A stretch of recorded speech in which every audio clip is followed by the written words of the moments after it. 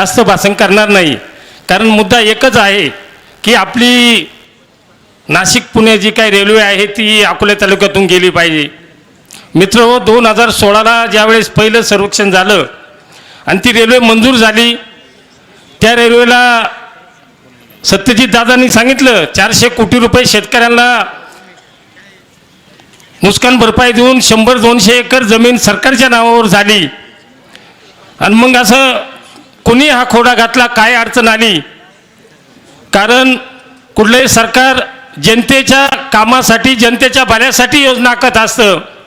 मग या निमित्ताने मला आपल्याला आवाहन करायचं आहे की सिन्नरचे आपले जे खासदार आहे राजाभाऊ वाजे असतील, शिर्डी लोकसभा मतदारसंघाचे खासदार भाऊसाहेब वागचौरे असतील, आणि तिकडं शिरूर मतदारसंघाचे खासदार अमोल कोल्हे साहेब असतील, या सर्व खासदारांनी कुठल्याही प्रकारची ही रेल्वे अहिल्यानगर शिर्डीवरून जावं अशी मागणी केलेली नाही.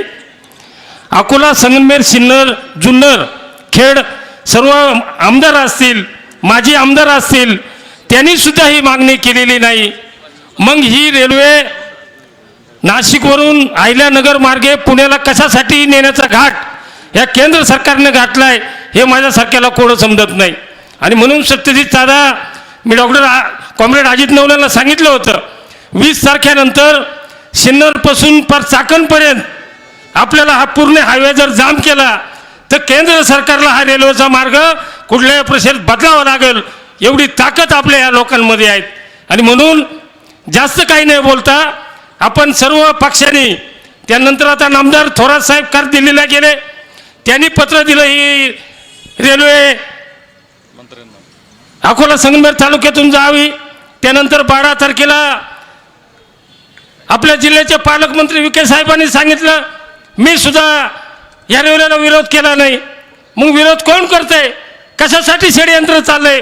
म्हणून माझ्या सर्व आंदोलनकर्त्याला मला विनंती आहे, जसं अजितदादांना आपल्याला बरोबर घ्यायचंय तसे विखे पाटलांना सुद्धा बरोबर घ्या, तसं शिंदे सेनेला सुद्धा बरोबर घ्या.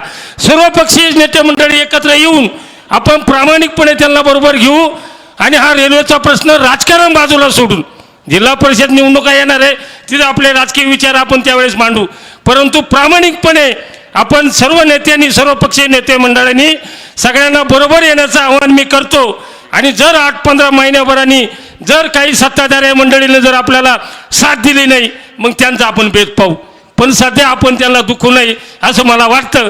आणि ही रेल्वे ही अकोला संगमेर तालुक्यातून गेली पाहिजे अशी मी आपल्याला विनंती करतो. माझे 2 शब्द.